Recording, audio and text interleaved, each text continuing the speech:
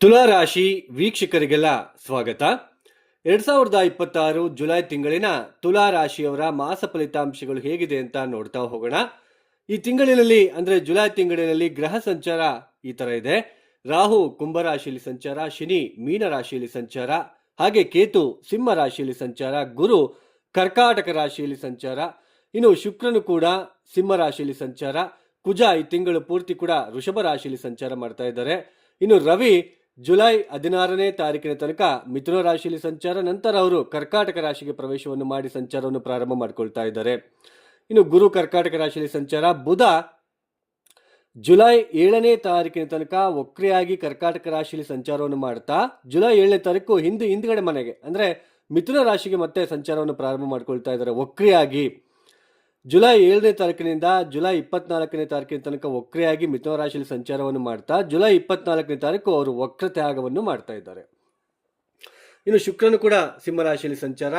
ಈ ಎಲ್ಲ ಒಂದು ಗ್ರಹ ಸ್ಥಿತಿ ಗ್ರಹ ಸಂಚಾರ ರೀತ್ಯ ತುಲಾ ರಾಶಿಯವರಿಗೆ ಮುಖ್ಯವಾಗಿ ಈ ತಿಂಗಳಿನಲ್ಲಿ ಯಾವ ಗ್ರಹಗಳ ಸ್ವಲ್ಪ ಅನುಕೂಲತೆ ಇದೆ ಅಂದ್ರೆ ಸ್ವಲ್ಪ ಶನಿ, ಕೇತು ಮತ್ತೆ ಶುಕ್ರ ಈ 3 ಗ್ರಹಗಳ ಉಪಸ್ಥಿತಿ ಸಂಚಾರ ಏನಿದೆ ಇದು ಸ್ವಲ್ಪ ಅನುಕೂಲತೆ ಕೊಡ್ತಾ ಇದೆ.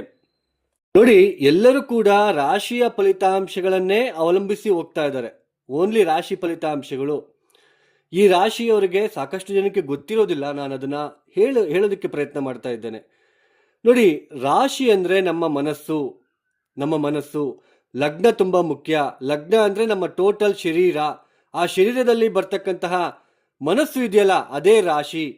ನಾವು ಯಾವ ರಾಶಿಯಲ್ಲಿ ಹುಟ್ಟಿದ್ದೇವೆ, ಚಂದ್ರ ಯಾವ ನಕ್ಷತ್ರದಲ್ಲಿ ಸ್ಥಿತರಾಗಿರ್ತಾರೋ ಆ ನಕ್ಷತ್ರ ನಮ್ಮ ಒಂದು ನಕ್ಷತ್ರ ಆಗುತ್ತೆ.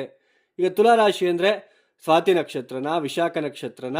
ಸೊ ಈ ತರ ಯಾವ ನಕ್ಷತ್ರದಲ್ಲಿ ಚಂದ್ರ ಇದ್ದಾಗ ನಾವು ಹುಟ್ಟಿದ್ದೇವೆ ಆ ನಕ್ಷತ್ರದಿಂದ ನಮಗೆ ದಶಾಭುಕ್ತಿಗಳು ಪ್ರಾರಂಭ ಆಗ್ತಾ ಹೋಗುತ್ತೆ. ಯಾವ ದಶಾಭುಕ್ತಿ ಬಂದಾಗ ನಮಗೆ ಸ್ವಲ್ಪ ಅನುಕೂಲತೆ ಇರುತ್ತೆ ಅಂತಂದು ಹೇಗೆ ಗೊತ್ತಾಗುತ್ತೆ ಅಂದ್ರೆ ಅದು ಲಗ್ನದಿಂದ ಮಾತ್ರ. ನಾವು ಮೇಷ ಲಗ್ನದಲ್ಲಿ ಹುಟ್ಟಿದೀವಾ, ವೃಷಭ ಲಗ್ನದಲ್ಲಿ ಹುಟ್ಟಿದೀವಾ, ಮಿಥುನನ ಅಥವಾ ಕರ್ಕಾಟಕನ, ಸಿಂಹನ, ಕನ್ಯಾನ, ತುಲಾನ, ವೃಶ್ಚಿಕನ, ಧನುಸುನ, ಮಕರನ, ಕುಂಭನ, ಮೀನನ ಅಂತ ಹೇಳ್ಬಿಟ್ಟು ಗೊತ್ತಾಗಬೇಕು. ಫಸ್ಟ್ ಯಾವ ಲಗ್ನದಲ್ಲಿ ಹುಟ್ಟಿದಿವೆ ಆ ಲಗ್ನಕ್ಕೆ ತಕ್ಕಂತೆ ಗ್ರಹ ಸ್ಥಿತಿ, ಪಂಚಮಾಧಿಪತಿ, ನವಮಾಧಿಪತಿ, ಲಗ್ನಾಧಿಪತಿ ಗ್ರಹಗಳ ದಶಾಭುಕ್ತಿಗಳು ಬಂದಾಗ ಒಂಥರ ಇರುತ್ತೆ. ಬೇರೆ ಗ್ರಹಗಳ 6ನೇ ಮನೆ ಅಧಿಪತಿ ಅಥವಾ 12ನೇ ಮನೆ ಅಧಿಪತಿ ದಶಾಭುಕ್ತಿಗಳು ಬಂದಾಗ ಒಂಥರ ಇರುತ್ತೆ. ಅಂದ್ರೆ ರಾಶಿ ಅಂದ್ರೆ ನಮ್ಮ ಮನಸ್ಸಿನಿಂದ ಯಾವ ದಶಾಭುಕ್ತಿ ಬರ್ತಾ ಇದೆ, ಯಾವ ದಶಾಭುಕ್ತಿ ಈಗ ಪ್ರೆಸೆಂಟ್ ನಡೀತಾ ಇದೆಯೋ ಅದಕ್ಕೆ ತಕ್ಕಂತೆ ನಮ್ಮ ಮಾನಸಿಕ ಸ್ಥಿತಿ ಇರುತ್ತೆ. ನಮ್ಮ ಮಾನಸಿಕ ಅಂದ್ರೆ ನಮ್ಗೆ ಒಳ್ಳೆ ಕೆಲಸ, ಒಳ್ಳೆ ದುಡ್ಡು ಬರ್ತಾ ಇದ್ರೆ, ಒಳ್ಳೆ ಮದುವೆ ಜೀವನ, ಒಳ್ಳೆ ಸಂತಾನ ಇದ್ರೆ ನಮ್ಮ ಮನಸ್ಸು ಸಂತೋಷವಾಗಿರುತ್ತೆ. ಬಿಕಾಸ್ ಆಫ್ ಚಂದ್ರ ಅರ್ಥ ಮಾಡ್ಕೊಳ್ಳಿ. ಗ್ರಹ ಸ್ಥಿತಿ ತುಂಬಾ ಮುಖ್ಯ. ಇದು ಜಸ್ಟ್ ಗೋಚಾರ. ಇದು ಗೋಚಾರದಲ್ಲಿ ಇರ್ತಕ್ಕಂತಹ ನಿಮ್ಮ ರಾಶಿಯಿಂದ, ನಿಮ್ಮ ಒಂದು ಜನ್ಮ ರಾಶಿಯಿಂದ, ನಿಮ್ಮ ಮನಸ್ಸಿನಿಂದ ಎಲ್ಲೆಲ್ಲಿ ಯಾವ ಗ್ರಹಗಳು ಬಂದಾಗ ಯಾವ ತರ ಮನಸ್ಸು ನಿಮಗೆ ಆಗುತ್ತೆ, ಮನಃಶಾಂತಿ ಇದೆಯಾ, ಮನಃಶಾಂತಿ ಇಲ್ಲದೆ ಇರೋದಂಗೆ ಆಗುತ್ತಾ, ಅದು ಗೋಚಾರದಲ್ಲಿ. ಜಾತಕ ರೀತ್ಯ ತಗೊಂಡಾಗ ಆ ಮನಸ್ಸಿನಿಂದ ಅಂದ್ರೆ ಆ ನಕ್ಷತ್ರದಿಂದ ಯಾವ ದಶಾ ನಡೀತಾ ಇದೆ ಆಗ ನಮಗೆ ಪೂರ್ತಿಯಾಗಿ ಗೊತ್ತಾಗುತ್ತೆ. ನಾವು ಪೂರ್ತಿಯಾಗಿ ಮನಃಶಾಂತಿಯಾಗಿರ್ತೀವ ಅಥವಾ ಸ್ವಲ್ಪ ಅಸಮಾಧಾನವಾಗಿರ್ತೀವ, ತೊಂದರೆ ಇರುತ್ತಾ. ಆ ತೊಂದರೆ ಬಂದಾಗ ನಮ್ಮ ಮನಸ್ಸಿಗೆ ತೊಂದರೆ ಆಗ್ತಾ ಇರುತ್ತೆ, ಮನಃಶಾಂತಿ ಇರೋದಿಲ್ಲ. ಸೊ ಅರ್ಥ ಮಾಡ್ಕೊಳ್ಳಿ. ನೋಡಿ, ಈ ತುಲಾ ರಾಶಿ ತುಲಾ ಲಗ್ನಕ್ಕೆ ಶನಿ ಯೋಗಕಾರಕ, ಪ್ರಬಲ ರಾಜಯೋಗ ತಂದು ಕೊಡ್ತಕ್ಕಂತಹ ಗ್ರಹ. ಶನಿ ನಿಮ್ಮ ಜಾತಕ ರೀತ್ಯ ಬಲಿಷ್ಠನಾಗಿರ್ಬೇಕು.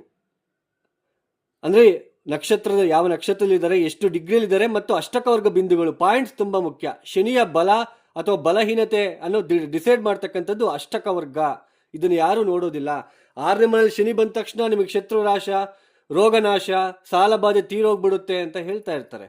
ಬಟ್ ಚತುರ್ಥಾಧಿಪತಿ ಪಂಚಮಾಧಿಪತಿ 6ನೇ ಮನೆಯಲ್ಲಿ ಇರೋದು, ಮಕ್ಕಳಿಂದ ಜಾಸ್ತಿ ಖರ್ಚುಗಳಿರುತ್ತೆ, ಜಾಸ್ತಿ ಖರ್ಚುಗಳು ಮಾಡಬೇಕಾಗುತ್ತೆ. 4ನೇ ಮನೆ ಅಧಿಪತಿ ಕೂಡ ಆಗ್ತಾರೆ. ಕಂಫರ್ಟು, ಹ್ಯಾಪಿನೆಸ್ಸು, ಮನಃಶಾಂತಿ ಅಂದ್ರೆ ಮನಃಶಾಂತಿಯಾಗಿ ಇದ್ಬಿಟ್ಟು ಕೆಲಸಗಳನ್ನ ಮಾಡ್ಕೊಳ್ತಾ ಹೋಗ್ತಕ್ಕಂಥದ್ದು. ಹ್ಯಾಪಿನೆಸ್ಸು, ಒಂದು ಸುಖ ಸಂತೋಷ ಏನ್ ಬೇಕೋ ಆ ಚತುರ್ಥ ಸ್ಥಾನ, ತಾಯಿ ಜೊತೆ ಬಾಂಧವ್ಯ ಯಾವ ಥರ ಇದೆ ಇದೆಲ್ಲನೂ ಕೂಡ ಚತುರ್ಥ ಸ್ಥಾನದಿಂದ ನಾವು ನೋಡ್ತೀವಿ. ಅಂದ್ರೆ ಚತುರ್ಥ ಪಂಚಮಾಧಿಪತಿ 6ನೇ ಮನೆಯಲ್ಲಿರೋದು ಪ್ರತಿನಿತ್ಯ ಒತ್ತಡಗಳನ್ನು ನೀವು ಎದುರಿಸ್ತಾ ಹೋಗ್ಬೇಕು. ಕಾಂಪಿಟೇಷನ್. ಶನಿ ನಿಮ್ಗೆ ಅಷ್ಟು ಬಲಿಷ್ಠನಾಗಿದ್ರೆ ಆ ಕಾಂಪಿಟೇಷನ್ ಅಲ್ಲಿ ವಿನ್ ಆಗೋ ಥರ ಮಾಡ್ತಾನೆ. ಈಗ ಕೋರ್ಟ್ ಕಚೇರಿಯಲ್ಲಿ ಏನಾದರೂ ನಿಮಗೆ ತೊಂದರೆಗಳಾಗ್ತಾ ಇದ್ರೆ, ಈಗ ಯಾವುದೋ ಒಂದು ಲ್ಯಾಂಡ್, 4ನೇ ಮನೆ ಅಧಿಪತಿ ಯಾವುದೋ ಒಂದು ಲ್ಯಾಂಡ್ ಇಶ್ಯೂ ಆಗಿದೆ, ಯಾವುದೋ ಒಂದು ಭೂಮಿಯ ಒಂದು ವಿಚಾರಕ್ಕೆ ನೀವು 6ನೇ ಮನೆ ಶನಿ ಆ 4ನೇ ಮನೆ ಅಧಿಪತಿ 6ನೇ ಮನೆ ಇರೋದ್ರಿಂದ ಯಾವುದೋ ಒಂದು ಭೂಮಿಯಲ್ಲಿ ಏನೋ ತೊಂದರೆ ಆಗಿದೆ, 6ನೇ ಮನೆಗೆ ಬಂದಾಗ ಸ್ವಲ್ಪ ಕೋರ್ಟು ಕಚೇರಿ ಅಂತ ಅಲಿಬೇಕಾದ ಸ್ವಲ್ಪ ಪರಿಸ್ಥಿತಿ ನಿರ್ಮಾಣ ಆಗುತ್ತೆ. ನಿಮ್ಮ ಜಾತಕ ರೀತಿ ಯಾವ ದಶೆ ನಡೀತಾ ಇದೆ ಮತ್ತು ಶನಿ ಅಷ್ಟಕವರ್ಗ ಬಿಂದುಗಳು ಎಷ್ಟು, ಅದರಲ್ಲಿ ನೀವು ಎಷ್ಟರ ಮಟ್ಟಿಗೆ ವಿನ್ ಆಗ್ತೀರಾ, ಗೆಲ್ತೀರಾ ಅನ್ನೋದು 6ನೇ ಮನೆ ರೆಪ್ರೆಸೆಂಟ್ ಮಾಡುತ್ತೆ. ಅರ್ಥ ಮಾಡ್ಕೋಬೇಕಾಗುತ್ತೆ. 4, 5ನೇ ಮನೆ ಅಧಿಪತಿ 6ನೇ ಮನೆ ಇದ್ದಾಗ ಸವಾಲುಗಳನ್ನು ಎದುರಿಸಬೇಕಾಗುತ್ತೆ. ದಿನನಿತ್ಯದ ಜೀವನದಲ್ಲಿ ಸವಾಲುಗಳು, ಸಂತಾನದ ವಿಚಾರದಲ್ಲಿ ನೀವು ಅಂದ್ಕೊಂಡಿರೋದು ಬೇಗ ಆಗದೆ ಇರ್ತಕ್ಕಂಥದ್ದು, ಸ್ವಲ್ಪ ಸ್ಟ್ರೆಸ್ ಅಂತ ಅನಿಸ್ತಕ್ಕಂಥದ್ದು ಇರುತ್ತೆ. ಬಟ್ ಅದರಲ್ಲಿ ವಿನ್ ಆಗ್ತೀರಾ ಇಲ್ವಾ ಅಂತ ಹೆಂಗೆ ಗೊತ್ತಾಗುತ್ತೆ ಅಂದರೆ ಅಷ್ಟಕವರ್ಗ ಬಿಂದುಗಳು ತುಂಬ ಇಂಪಾರ್ಟೆಂಟ್. ಒಟ್ಟು ಶನಿ 6ನೇ ಮನೆ ಇರೋದೇನೋ ಒಳ್ಳೆಯದು. ಆದರೆ ಬರ್ತಕ್ಕಂತಹ ಸವಾಲುಗಳನ್ನು, ಆ ಕಾಂಪಿಟೇಟನ್ನು ಎಷ್ಟರ ಮಟ್ಟಿಗೆ ನಾವು ಸ್ವೀಕರಿಸಿ ಅದರಲ್ಲಿ ಜಯ ಗಳಿಸ್ತಾ ಇದ್ದೀವಿ ಅನ್ನೋದು ಹೇಗೆ ಗೊತ್ತಾಗುತ್ತೆ ಅಂದರೆ ಶನಿಯ ಬಲಗಳು, ಬೇರೆ ನಮ್ಮ ಜಾತಕ ರೀತಿಯ ದಶಾಭುಕ್ತಿ ನೋಡ್ಕೋಬೇಕಾಗುತ್ತೆ.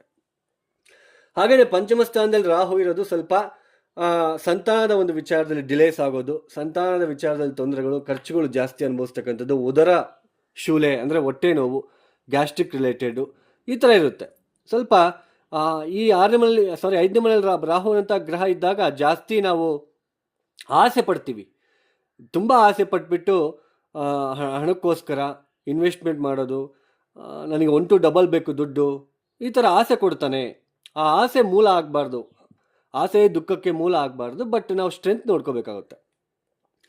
ಈ ತುಲಾ ರಾಶಿಯಲ್ಲಿ ಹುಟ್ಟಿರ್ತಕ್ಕಂಥವ್ರಿಗೆ ಈ ತಿಂಗಳಿನಲ್ಲಿ ಕುಜ ಬೇರೆ ಅಷ್ಟಮ ಸ್ಥಾನದಲ್ಲಿ ಸಂಚಾರ ಮಾಡ್ತಾ ಇದ್ದಾರೆ. ಅಷ್ಟಮ ಕುಜ ದೋಷ ಇದೆ, ಶಾರೀರಿಕ ಬಾಧೆ, ಪತಿ ಪತ್ನಿಯರಲ್ಲಿ ಸಾಕಷ್ಟು ಆರ್ಗ್ಯುಮೆಂಟು, ಕೌಟುಂಬಿಕ ಜೀವನದಲ್ಲಿ, ಯಾಕೆಂದರೆ 2ನೇ ಮನೆ ನಿಮ್ಮ ಜನ್ಮರಾಶಿಯಿಂದ 2ನೇ ಮನೆ ಅಧಿಪತಿಯಾಗಿರ್ತಕ್ಕಂತಹ ಕುಜ ಅಷ್ಟಮ ಸ್ಥಾನದಿಂದ ದ್ವಿತೀಯ ಸ್ಥಾನವನ್ನು ನೋಡ್ತಾ ಇರೋದ್ರಿಂದ ಆಕಸ್ಮಿಕವಾಗಿ ಕುಟುಂಬದಲ್ಲಿ ಬರ್ತಕ್ಕಂತಹ ಜಗಳಗಳು, ಖರ್ಚುಗಳು, ಭಿನ್ನಾಭಿಪ್ರಾಯಗಳು ಜಾಸ್ತಿ ಇರುತ್ತೆ. ಈ ತಿಂಗಳಿನಲ್ಲಿ ಸ್ವಲ್ಪ ಹುಷಾರಾಗಿರಬೇಕು. ಪತಿ ಪತ್ನಿಯರಲ್ಲಿ ಜಾಸ್ತಿ ಗಲಾಟೆಗಳು ಆಗ್ತಾ ಇರುತ್ತೆ, ಸ್ವಲ್ಪ ನೀವು ಹುಷಾರಾಗಿದ್ದರೆ ಒಳ್ಳೆಯದು. ಹಾಗೆಯೇ ದಶಮ ಸ್ಥಾನದಲ್ಲಿ ಗುರು ನೋಡಿ, 6ನೇ ಮನೆ ಅಧಿಪತಿ ದಶಮ ಸ್ಥಾನದಲ್ಲಿ ಗುರು ಸಂಚಾರ ಏನು ನಡೀತಾ ಇದೆ ಇಲ್ಲಿ. 6ನೇ ಮನೆ ಅಧಿಪತಿ ಅಂದ್ರೇನು? ಬರ್ತಕ್ಕಂತಹ ಸವಾಲುಗಳು. 6ನೇ ಮನೆ ಅಂದರೆ ಕಾಂಪಿಟೇಟಿವ್ ಎಕ್ಸಾಮ್ಸ್, ನಾವು ಯಾವುದೋ ಒಂದು ಇಂಟರ್ವ್ಯೂನಲ್ಲಿ ಎಷ್ಟರ ಮಟ್ಟಿಗೆ ನಾವು ಜಯ ಗಳಿಸ್ತೀವಿ, ನಾವು ಬರ್ತಕ್ಕಂತಹ ಸವಾಲುಗಳಲ್ಲಿ ಎಷ್ಟರ ಮಟ್ಟಿಗೆ ನಾವು ಜಯ ಗಳಿಸ್ತೀವಿ, ಆ ಉದ್ಯೋಗದಲ್ಲಿ ಇರ್ತಕ್ಕಂತಹ ಒತ್ತಡಗಳನ್ನು ಎಷ್ಟರ ಮಟ್ಟಿಗೆ ನಾವು ನಿಭಾಯಿಸ್ಕೊಂಡು ಹೋಗ್ತೀವಿ, ಇದೆಲ್ಲನೂ ಕೂಡ 6ನೇ ಮನೆ ರೆಪ್ರೆಸೆಂಟ್ ಮಾಡುತ್ತೆ. ಕೋರ್ಟು ಇದೆಲ್ಲನೂ ಕೂಡ 6ನೇ ಮನೆ. ಅಂತಹ 6ನೇ ಮನೆ ಅಧಿಪತಿ ದಶಮ ಸ್ಥಾನದಲ್ಲಿ ಇರೋದ್ರಿಂದ ಉದ್ಯೋಗದಲ್ಲಿ ಯಾವುದೋ ಒಂದು ಉದ್ಯೋಗ ನಿಮಗೆ ಸಿಕ್ಕೇ ಸಿಗುತ್ತೆ, ಅದರಲ್ಲಿ ನೋ ಡೌಟ್, ಸ್ವಲ್ಪ ಪ್ರಯತ್ನ ಪಟ್ಟರೆ. ಆದರೆ ಕೆಲಸ ಜಾಸ್ತಿ, ತುಂಬ ಕಷ್ಟಪಡಬೇಕು. ಮತ್ತಮೇಲೆ ಯಾರೋ ಒಬ್ರು ಲೀವ್ ಹಾಕಿರ್ತಾರೆ, ಆ ವ್ಯಕ್ತಿಯ ಕೆಲಸವನ್ನು ಕೂಡ ನಿಮ್ಮ ಮೇಲೆ ಬೀಳ್ತಾ ಇರುತ್ತೆ ಈ ಸಮಯದಲ್ಲಿ ಬಂದು. ಅಂದರೆ work load. Guru is the expansion planet, ವಿಸ್ತರಣೆ ಮಾಡ್ತಕ್ಕಂತಹ ಗ್ರಹ. ಯಾವುದನ್ನು ಕೊಟ್ಟರು ಅದನ್ನು ವಿಸ್ತರಿಸ್ತಾ ಹೋಗ್ತಾರೆ. ಕೆಲಸ ಕೊಟ್ಟರೆ ತುಂಬ ಜಾಸ್ತಿ ವರ್ಕ್ ಲೋಡ್ ನಿಮ್ಮ ಮೇಲೆ ಬೀಳ್ತಾ ಇರುತ್ತೆ. ಆ ಕೆಲಸದಲ್ಲಿ ನೀವು ಎಷ್ಟರ ಮಟ್ಟಿಗೆ ಸಕ್ಸಸ್ ಸಾಧಿಸ್ತೀರಾ, 2-3 ಮಾಡಬೇಕಾಗಿರೋ ಕೆಲಸ ನೀವು ಒಬ್ಬರೇ ಮಾಡಬೇಕಾಗಿರೋ ಪ್ರಸಂಗ ಇವಾಗ ಎದುರಾಗ್ತಾ ಹೋಗುತ್ತೆ. ಅದರಲ್ಲಿ ನೀವು ಎಷ್ಟರ ಮಟ್ಟಿಗೆ ವಿನ್ ಆಗ್ತೀರಾ, ಗುರುವಿನ ಬಲಹೀನತೆ, ಅಷ್ಟಕವರ್ಗ ಬಿಂದುಗಳಲ್ಲಿ ಎಷ್ಟು ಕೊಟ್ಟಿದ್ದಾರೆ ಅದು ನಿಮ್ಮ ಜಾತಕ ರೀತಿಯ ಗೊತ್ತಾಗುತ್ತೆ. ಸೊ ಒಟ್ಟಾರೆಯಾಗಿ ಗುರು ದಶಮ ಸ್ಥಾನದಲ್ಲಿ ಬಂದಿರೋದ್ರಿಂದ ಉದ್ಯೋಗದಲ್ಲಿ ಸಾಕಷ್ಟು ಒತ್ತಡಗಳು, ಜಾಸ್ತಿ ಕೆಲಸವನ್ನು ಮಾಡಬೇಕಾಗಿರೋ ಪರಿಸ್ಥಿತಿ. ಹಾಗೆಯೇ ಚತುರ್ಥ ಸ್ಥಾನವನ್ನು ನೋಡ್ತಾ ಇರ್ತಾರೆ, ಚತುರ್ಥಾಧಿಪತಿ ಬೇರೆ 6ನೇ ಮನೆಯಲ್ಲಿ. ಹಾಗೇನಾಗುತ್ತೆ, ಹಿರಿಯರ ಜೊತೆ ವಾಗ್ವಾದ, ಭಿನ್ನಾಭಿಪ್ರಾಯಗಳು, ಮನಃಶಾಂತಿ ಇಲ್ಲದೆ ಇರೋದು, ಸ್ವಲ್ಪ ಇದು ಕಾಣ್ತಾ ಇರುತ್ತೆ. ವರ್ಕ್ಲೋಡಿಂದ ತುಂಬ ಸ್ಟ್ರೆಸ್ ಫೇಸ್ ಮಾಡ್ತೀರ, ವರ್ಕ್ಲೋಡ್ ಜಾಸ್ತಿ ಇರುತ್ತೆ, ಸ್ವಲ್ಪ ಕಿರಿಕಿರಿ ಆ ಬಾಧೆ ಉಂಟಾಗ್ತಾ ಇರುತ್ತೆ. ಆ ಬೆನ್ನೋವು ಅಥವಾ ಮೈಕೈ ನೋವು ಈ ಥರ ಸ್ವಲ್ಪ ಜಾಸ್ತಿ ನೀವು ಇರಬೇಕಾಗಿರೋ ಪರಿಸ್ಥಿತಿ ಇರುತ್ತೆ ಗುರು ದಶಮ ಸ್ಥಾನದಲ್ಲಿ ಇರೋದ್ರಿಂದ. ಆಮೇಲೆ ಗುರು ದಶಮ ಸ್ಥಾನಕ್ಕೆ ಬಂದರೂ ಸರ್ಕಾರಿ ಕೆಲಸ ಸಿಗುತ್ತೆ, ಅದೆಲ್ಲ ನಿಮ್ಮ ಜಾತಕದಲ್ಲಿ ಗೊತ್ತಾಗುತ್ತೆ. ಗೋಚಾರದಲ್ಲಿ ಸರ್ಕಾರಿ ಕೆಲಸ ಸಿಗುತ್ತೆ, ಹಂಸಯೋಗ ಇವೆಲ್ಲ ಗೊತ್ತಾಗೋದಿಲ್ಲ. ನಿಮ್ಮ ಜಾತಕ ರೀತಿಯ ಮಾತ್ರ ಅದಿದ್ದರೆ, ಆ ಯೋಗ ಇದ್ದರೆ, ಆ ದಶಾಭುಕ್ತಿ ಬಂದಾಗ ಆಕ್ಟಿವೇಟ್ ಆಗುತ್ತೆ, ಆವಾಗ ನಮಗೆ ಫಲಿತಾಂಶ ಸಿಗ್ತಾ ಹೋಗುತ್ತೆ. ಅರ್ಥ ಮಾಡ್ಕೋಬೇಕಾಗುತ್ತೆ. ಹಾಗೆ ಬುಧನು ಕೂಡ ವಕ್ರೆ ಆಗ್ತಾ ಇದ್ದಾರೆ. ನವಮಾಧಿಪತಿ ಆಗಿರ್ತಕ್ಕಂಥ ಬುಧ ಜುಲೈ 7ನೇ ತಾರೀಕಿನ ತನಕ ದಶಮ ಸ್ಥಾನದಲ್ಲಿ ವಕ್ರಿ, ಅದಾದ ನಂತರ ನವಮ ಸ್ಥಾನಕ್ಕೆ ಹೋಗ್ತಾ ಇದ್ದಾರೆ. ಅಂದರೆ ಖರ್ಚುಗಳು ಜಾಸ್ತಿ, ರವಿ ಬಲ ಇರೋದಿಲ್ಲ, ಖರ್ಚು ಜಾಸ್ತಿ ಮಾಡಬೇಕಾಗುತ್ತೆ. ಖರ್ಚು ಮಾಡಿ ಅಂದರೆ ಒಂದು 1000 ರೂಪಾಯಿಗೆ ನಾವೇನೋ ವಸ್ತು ತಗೋಬೇಕಾದ್ರೆ ಅದಕ್ಕೆ 2000 ರೂಪಾಯಿ ಇಟ್ಟು ಬರಬೇಕಾಗಿರೋ ಪರಿಸ್ಥಿತಿ. ಸೊ ನಾನು ಅಷ್ಟೊಂದು ಖರ್ಚು ಮಾಡಿಬಿಟ್ಟೆ, ಅದಕ್ಕೆ ಅಷ್ಟೊಂದು ಬೆಳೆ ಬಾಳೋದಿಲ್ಲ, ಅದು ನಾನು ಸುಮ್ಮನೆ ಅಷ್ಟು ದುಡ್ಡು ಸುರಿದು ಬಿಟ್ಟೆ ಅಂತಕ್ಕಂತಹ ಒಂದು ಮಾತುಗಳು ನಿಮಗೆ ಬರ್ತಾ ಇರುತ್ತೆ. ಆಮೇಲೆ ಸೋದರರ ಜೊತೆ ಮನಃಶಾಂತಿ ಇಲ್ಲದೆ ಇರ್ತಕ್ಕಂಥದ್ದು, ಮತ್ತಾಮೇಲೆ ಸ್ವಲ್ಪ ಭಿನ್ನಾಭಿಪ್ರಾಯಗಳು ಇದೆಲ್ಲ ಕಾಣ್ತಾ ಇರುತ್ತೆ. ಶುಕ್ರ ಲಾಭಸ್ಥಾನದಲ್ಲಿ ಪಂಚಮ ಸ್ಥಾನದ ಮೇಲೆ ದೃಷ್ಟಿ, ಆಕಸ್ಮಿಕವಾಗಿ ಪರಿಚಯ ಆಗ್ತಕ್ಕಂತಹ ಸ್ತ್ರೀ ಪುರುಷರಿಂದ ನಷ್ಟ, ಮನಃಶಾಂತಿ ಇಲ್ಲದೆ ಇರೋದು ನಿಮಗೆ ಇರುತ್ತೆ. ಸ್ವಲ್ಪ ಹುಷಾರಾಗಿ ಇರಬೇಕು.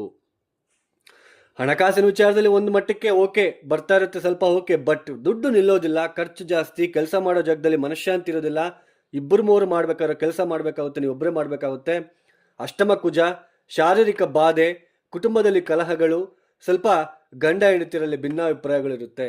ಚತುರ್ಥಾಧಿಪತಿ ಪಂಚಮಾಧಿಪತಿ 6ನೇ ಮನೆಯಲ್ಲಿರೋದು ಎಷ್ಟರ ಮಟ್ಟಿಗೆ ಬಲಿಷ್ಠರಾಗಿದ್ದಾರೆ. ನಾವು ಬರ್ತಕ್ಕಂಥ ಕಂಫರ್ಟ್ ಇರೋದಿಲ್ಲ, ಹ್ಯಾಪಿನೆಸ್ ಇರೋದಿಲ್ಲ, ದುಡಿಮೆ ಬೆಳಗ್ಗೆಯಿಂದ ಸಾಯಂಕಾಲ ತನಕ ಆ ಕೆಲಸ ಈ ಕೆಲಸ ಹೋಗ್ಬಿಟ್ಟು ಸ್ಟ್ರೆಸ್ ಪಡಬೇಕು. 6ನೇ ಮನೆ ಶನಿ ಇದ್ದಾಗ ಆ ಒತ್ತಡಗಳನ್ನು ನೀವು ಸ್ವೀಕರಿಸಬೇಕು. ಬೆಳಗ್ಗೆಯಿಂದ ಸಾಯಂಕಾಲ ತನಕ ನೀವೆಷ್ಟು ಕೆಲಸ ಮಾಡ್ತೀರೋ ಅಷ್ಟು ನಿಮಗೆ 6ನೇ ಮನೆ ಇರ್ತಕ್ಕಂತಹ ಶನಿ ನಿಮಗೆ ಉಜ್ವಲವಾಗಿರ್ತಕ್ಕಂತಹ ಒಂದು ಫಲವನ್ನು ನಿಮಗೆ ಕೊಡ್ತಾ ಹೋಗ್ತಾರೆ. ಬಟ್ ಶನಿ ಈಗ ತುಲಾರಾಶಿಯಲ್ಲಿ ನೀವು ಹುಟ್ಟಿದ್ದೀರಾ, ನೀವು ಯಾವ ಲಗ್ನದಲ್ಲಿ ಹುಟ್ಟಿದ್ದೀರಾ, ಈಗ ಏನಾದರೂ ಶನಿ ಮಹಾದಶ ನಡೀತಾ ಇದ್ರೆ ಶನಿ ನಿಮ್ಮ ಜಾತಕ ರೀತ್ಯ ಯಾವ ಥರ ಇದ್ದಾರೆ, ಇಲ್ಲಿ ಬಂದಾಗ ಯಾವ ಥರ ಇದ್ದಾರೆ ನೋಡ್ಕೋಬೇಕು. ಬಲಹೀನತೆ ನೋಡ್ಕೊಂಡ್ರೆ ಗೊತ್ತಾಗುತ್ತೆ. ಅದನ್ನೇ ನಾನು ನಿಮಗೆ ಅರ್ಥ ಆಗೋ ಥರ ಹೇಳ್ತಾ ಇರೋದು. ರಾಶಿ ಒಂದು ಮನಸ್ಸು, ನಮ್ಮ ಮನಸ್ಸು. ಲಗ್ನ ತುಂಬ ಮುಖ್ಯ. ಲಗ್ನ ಏನು ಡಿಸೈಡ್ ಮಾಡುತ್ತೆ ಅಂದರೆ ನಮ್ಮ ಶರೀರಾಕೃತಿ ಯಾವ ಥರ ಇದೆ, ನಮ್ಮ ಕ್ಯಾರೆಕ್ಟರ್ ಯಾವ ಥರ ಇದೆ, ನಮ್ಮ ಗುಣ ಸ್ವಭಾವಗಳು ಯಾವ ಥರ ಇದೆ, ನಾವು ಯಾವ ಲಗ್ನದಲ್ಲಿ ಹುಟ್ಟಿದ್ವೋ ಆ ಲಗ್ನದಿಂದ ಯಾವ ಗ್ರಹಗಳು ಎಲ್ಲೆಲ್ಲಿದ್ದಾರೋ, ಪಂಚಮಾಧಿಪತಿ ಯಾರು, ನವಮಾಧಿಪತಿ ಯಾರು, ಯಾವ ದಶಾಭುಕ್ತಿ ನಡೀತಾ ಇದೆ, ಆ ದಶ ನಿಮಗೆ ಯೋಗ ಕೊಡುತ್ತಾ ಇಲ್ವಾ ಅಂತ ಅವಾಗ ಗೊತ್ತಾಗುತ್ತೆ. ಸೊ ಅರ್ಥ ಮಾಡ್ಕೊಳ್ಳಿ, ಬ್ಲೈಂಡಾಗಿ ನಂಬೋಡಿ. ಸಾಲ ತೀರೋದಕ್ಕೆ ಮಂತ್ರ, ಸಾಲ ಹುಟ್ಟೋದಕ್ಕೆ ಮಂತ್ರ, ಆ ಥರ ಯಾವುದೇ ಮಂತ್ರ ಇರೋದಿಲ್ಲ. ನಿಮ್ಮ ಜಾತಕ ರೀತ್ಯ ನಿಮ್ಮ ಜಾತಕವನ್ನು ನೋಡದೆ ಜನರಲ್ ಪರಿಹಾರ ಅದು ವರ್ಕೌಟ್ ಆಗಲ್ಲ. ದಯವಿಟ್ಟು ಅರ್ಥ ಮಾಡ್ಕೊಳ್ಳಿ.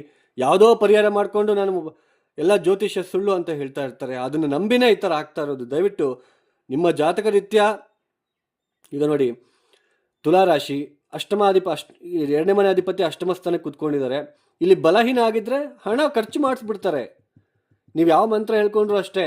ಈ ಕುಜನಿಗೆ ಸಂಬಂಧಪಟ್ಟಿರ್ತಕ್ಕಂಥ ಕೆಲವೊಂದು ಸೇವೆಗಳನ್ನು ಮಾಡಿದ್ರೆ ಅವಾಗ ಸ್ವಲ್ಪ ಕಡಿಮೆ ಆಗುತ್ತೆ. ಅರ್ಥ ಮಾಡ್ಕೋಬೇಕಾಗುತ್ತೆ ನಾವು. ಇನ್ನು ಈ ತಿಂಗಳಿನಲ್ಲಿ ಯಾವ ಗ್ರಹದ ಪೂಜೆ ಮಾಡ್ಕೋಬೇಕಂದ್ರೆ ವೀರಭದ್ರ ದರ್ಶನ, ಕಾಲಭೈರವ ಗಾಯತ್ರಿ ಮಂತ್ರ ಪಠನೆ, ಪ್ರತಿ ಮಂಗಳವಾರ ಆಂಜನೇಯ ಸ್ವಾಮಿಗೆ 108 ಪ್ರದಕ್ಷಿಣೆ ಮಾಡ್ಕೊಳ್ತಕ್ಕಂಥದ್ದು ಸ್ವಲ್ಪ ಉತ್ತಮ. ಯಾರೆಲ್ಲ ಈ ವಿಡಿಯೋನ ನೋಡ್ತಾ ಇದ್ರೆ ನಿಮಗೆ ಇಷ್ಟ ಆಗಿದ್ರೆ ಮಾತ್ರ ಲೈಕ್ ಮಾಡಿ, ಶೇರ್ ಮಾಡಿ, ಸಬ್ಸ್ಕ್ರೈಬ್ ಮಾಡ್ಕೊಳ್ಳಿ.